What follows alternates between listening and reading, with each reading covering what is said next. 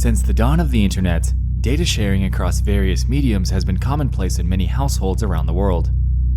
Allowing everybody to become interconnected within a vast sea of endless information was absolutely inconceivable just a few short decades ago, definitely becoming something that we take for granted today, whether we realize it or not.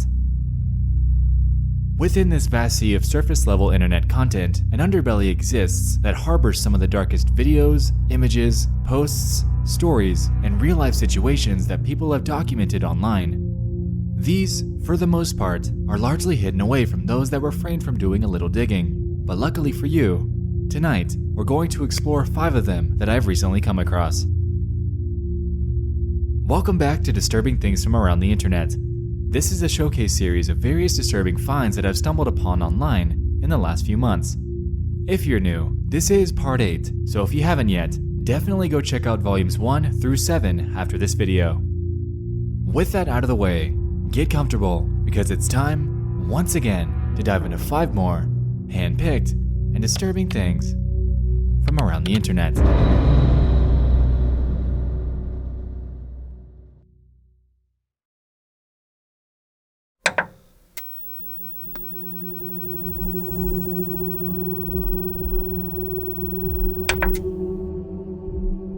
Number 1 on our list involves an upload by a user named Avalesser60. In July of 2011, they would post a video titled, "Dog Sees Ghost."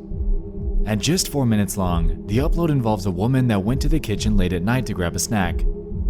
On the way back to her room, she noticed her dog standing at the end of the hallway, staring at something and absolutely refusing to come to her, no matter what. At this point, she pulls her phone out to begin filming, realizing that something isn't right here.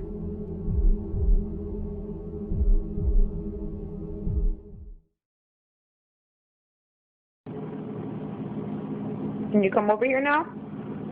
Come here, Smooch.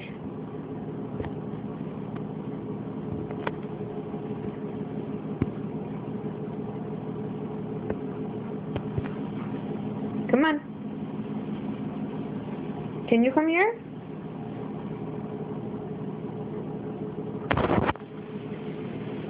Come here, Smooch.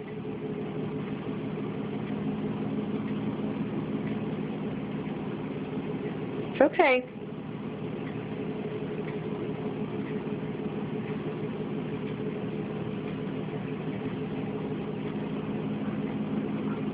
It's okay. Come on. It's okay.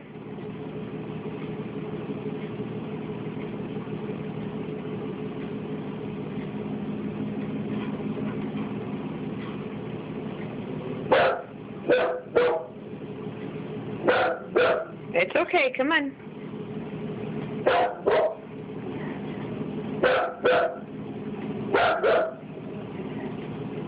It's okay, come on. Come here, come by mommy.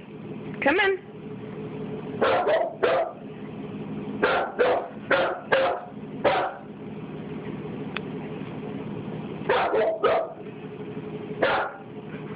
Smooch, come on. It's okay. Come on. Come on. Come on. Come here. Come here. Come here.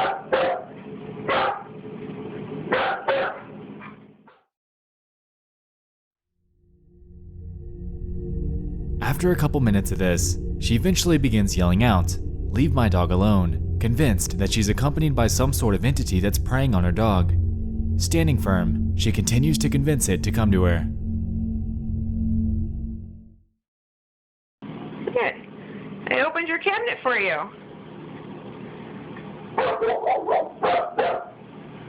Come on. Come on. Smooch, come on. Come here, baby. Come on.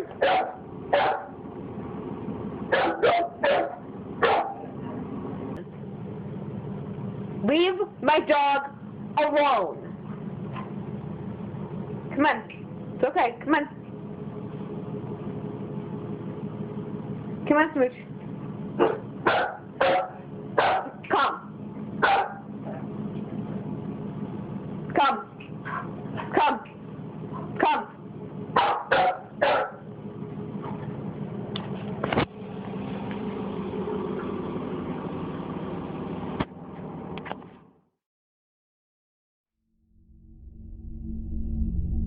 Like we just saw at the end, the dog never ends up following her command, ultimately retreating around the corner. The comments on this video are surprisingly sparse. Some were drawing parallels to their strange experience with their pets, while others were attempting to rationalize the situation. One commenter claimed that this wasn't the work of any sort of ghost at all, but rather, the dog was scared of the black box at the edge of the frame, or what it presumed to be a shadow in the kitchen. Now, in a way this makes sense, but they're hell-bent on staying on their side of the hallway at all costs. Dogs generally know their homes pretty well. What about this box or shadow would freak it out so much here? Also, we can notice that the dog stares up at the top right corner for most of the video, which makes it seem like whatever it's scared of isn't exactly on or near the floor. Nonetheless, the video is strange, and at just over 1.5 thousand views in nearly 8 years, it definitely deserves some more insight. This dog saw something. What that something is, exactly, is unclear, and it might sit that way for good.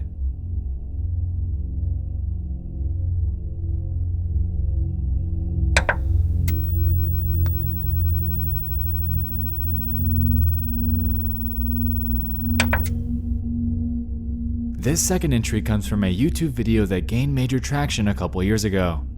Over on the channel by the name of Jitu Kumar, a video was posted on October 1st of 2017, titled, Bital Woman Viral Video.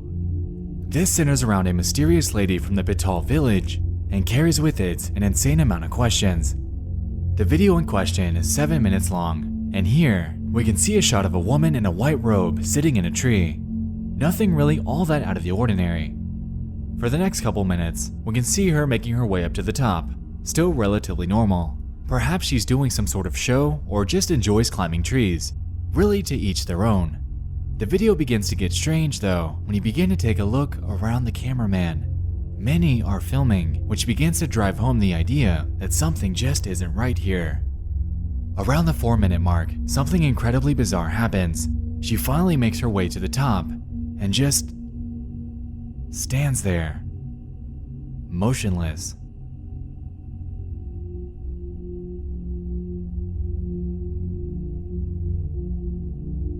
What's blowing my mind about this entire thing, first and foremost, is how she's managing to keep her balance all the way at the top of this large tree on such a small branch. It doesn't seem to bow, and it doesn't look like she has any support to keep her so still. So what's going on? Incredibly curious about the context here, I dug through the comments, but this didn't lead very far. Some were simply writing this off as totally fake, while others, like myself, were trying to get some backstory. What I was able to find though was a video by a channel called Viral V. They posted this footage as well and made the claim that this woman was doing this because she was possessed by a spirit. Now, I wasn't able to find any definitive proof of this claim, and it could very easily be written off as mere dramatization. Itching for something more definitive, I did some more digging on this woman in a tree phenomenon and found a few other videos of various people doing the exact same thing, all with crowds surrounding them, cheering them on, and filming. This leads me to the assumption that this has to be some sort of ritual. Unfortunately, information about said ritual is incredibly sparse online, so this is merely another theory. Nonetheless, the woman ended up making it back down safely. Whether this was the work of a demonic possession or a sort of rite of passage, this footage is bizarre, and to this day, remains cloaked in mystery.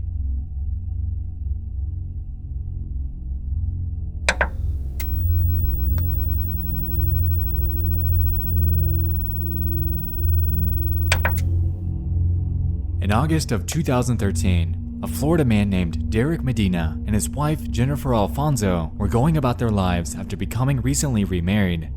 Unbeknownst to most that knew them though, their marriage would soon begin to take an extremely grim turn. On August 8th, Derek would post a sudden Facebook status.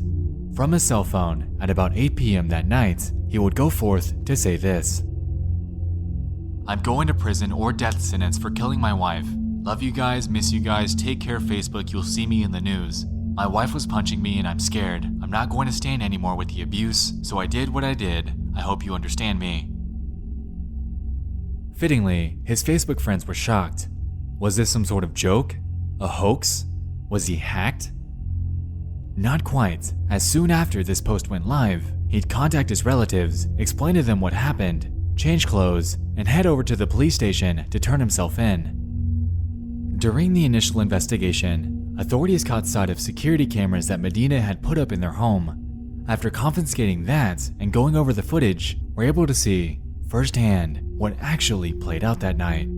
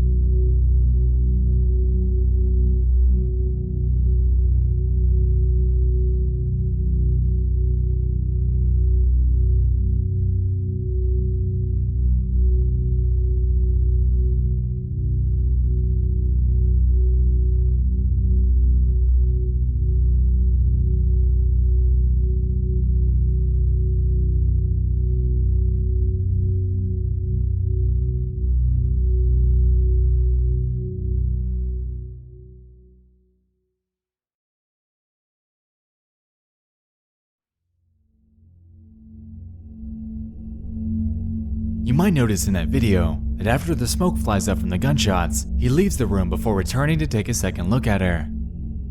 This wasn't just to take a second look. Remember that Facebook status that I mentioned prior from Derek? He posted another one as well at around the same time. In this other post by him, we're able to see his deceased wife slumped back. The caption that he attached to this was a grim, "R.I.P. Jennifer Alfonso." Since this happened, Derek Medina had, like we established, turned himself in. Interestingly though, he pled in self-defense, claiming that she charged at him with a knife. Because of this claim and the results of the investigation, he was convicted of second-degree murder and ultimately was sentenced to life in prison. Across the internet, you're able to find more surveillance videos of what actually went on behind closed doors in their home. These are hard to watch, but ultimately reveal that the domestic struggles that the two faced in their relationship were probably more common than we think.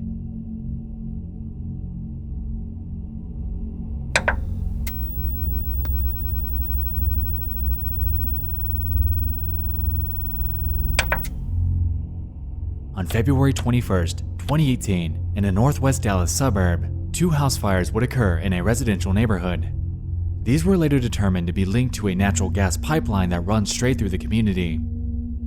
2 days later, a third incident would play out just around the corner. On February 23rd, the Rogers family's lives would be forever changed when a natural gas explosion would occur within their home. Ominously, the moments leading up to this were actually documented by their 12-year-old daughter, Michelita. According to the Rogers family, she was recording iPhone videos early that morning for fun, goofing off and sharing her excitement as she got ready for a cheerleading event later that day.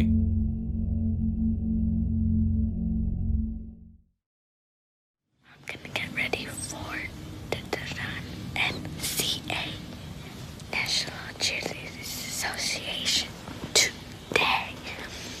So I'm gonna start with here, turn on my lamp because I don't want to turn on all of the lights. So I went ahead and connected my straightener, and I still have to connect the curling iron, and I already got halfway started doing the braid. After this, she would proceed to make a time lapse of the next few minutes as she got ready. The first few seconds of this seemed pretty ordinary, and there was absolutely no implication that anything had gone awry. Until one frame, when the camera goes dark.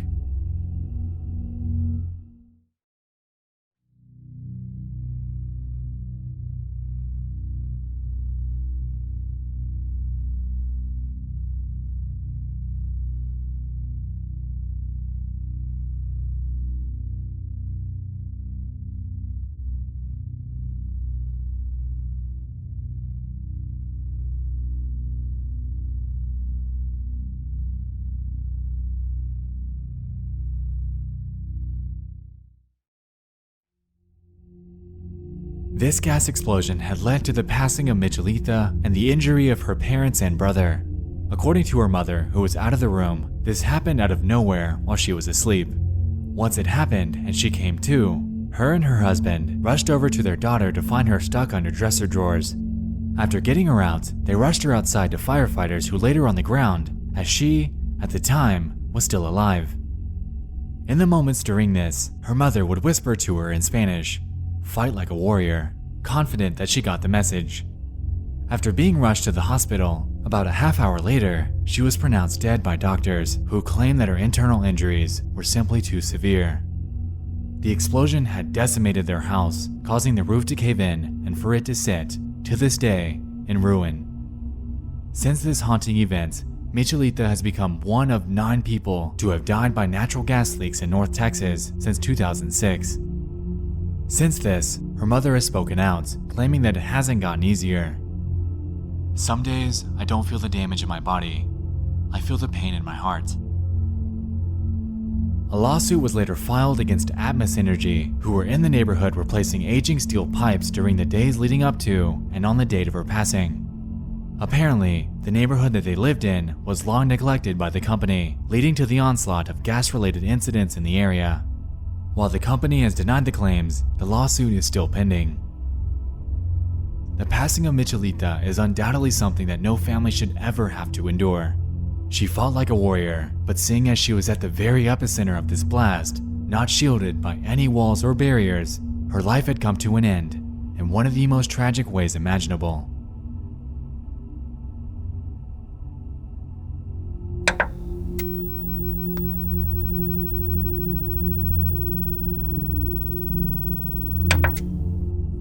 A widow named Sandra Harold and her pet chimpanzee, Travis, have lived together in Stamford, Connecticut since 1995. Having raised him with her late husband since he was just days old, Sandra often referred to Travis as more of a son than a pet. They'd often bring him along to work and to shopping trips around town, and having been socialized around humans for his entire life, the Harolds maintained a growing trust in what they believed to be his extremely calm and well-trained demeanor. On the night of February 16th, 2009, this notion would be thrown into a tailspin when a friend by the name of Charlotte Nash would visit them. At around the same time she'd arrived, Travis had gotten a hold of Sandra's car keys and left the house. Noticing that Charlotte was holding a Tickle Me Elmo, Travis's favorite toy, he brutally attacked her, latching his hands onto her face and pulling it apart, piece by piece. At this point, Sandra would grab a butcher knife and run out to begin stabbing him in an attempt to get him to stop. This ended up being futile though, as it only made him angrier. Since this was the case, Sandra rushed back to grab the phone. She dialed 911 and in a desperate plea, manically described the situation as it was unfolding in front of her. Stand for 911, where's your emergency? Oh, this is Sandy. 231 Rock Crimin Road. What's the Send problem? the police. Send the police. What's the problem there? The chimp killed my friend. What's the problem with your friend? Oh, please. What's the problem with your friend? I need to know. Send the police up with a gun. With a gun. Hurry Who up. has a gun? Please hurry up. He's killing my girlfriend. What is the problem? He's killing my friend. Who's killing your friend? My chimpanzee. Oh, your chimpanzee is killing your friend. He ripped her apart. Hurry up. With a gun. Hurry up, please. There's someone on the way. With guns, please. Shoot him. What is the monkey doing? Tell me what the monkey's... He ripped her face off. He ripped her face off? He's trying to attack me. Please, Okay, hurry. I need you to calm down a little bit. They're on the way. Can you put yourself away? I don't want the monkey attacking you. Please, hurry up. Listen to me. They're on the way, ma'am. Guns. They gotta shoot him, please. Please, hurry. Please tell him. Please tell him to kill him, please. They did, Sandra. They're shooting at him already, okay? But he's not dead. I know. They will continue until he's dead, okay? I just need you to stay on the phone with me and breathe. He's not dead. He's not dead. He's not dead. Oh, God.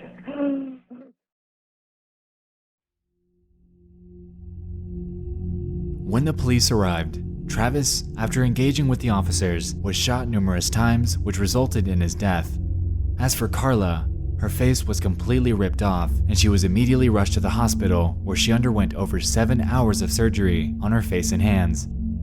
According to medics, she lost her hands, nose, eyes, lips, mid-face bone structure, and maintained significant brain injuries.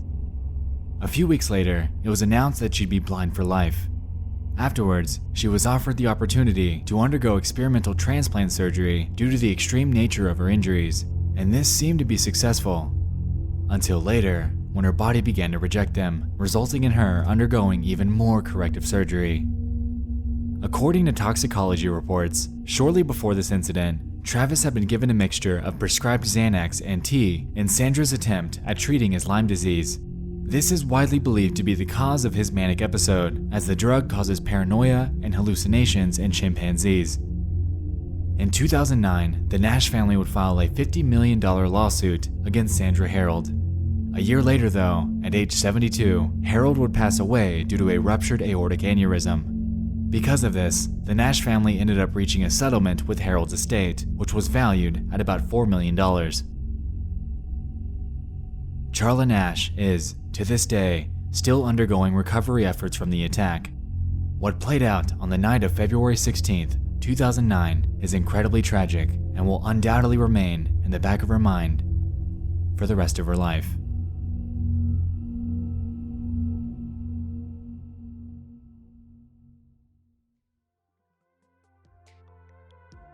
The internet is a beautifully enigmatic place. All over it, we're able to find oddities buried within its darkest corners, and tonight, we've touched on 5 of them. Thank you so much for joining me in this 8th installment of Disturbing Things from Around the Internet. If you know of any other bite-sized discoveries that you'd like to see on a future installment, definitely throw them my way on Twitter or via email. With that being said, thanks once again for watching. I'll see you in the next one. I love you all, and good night.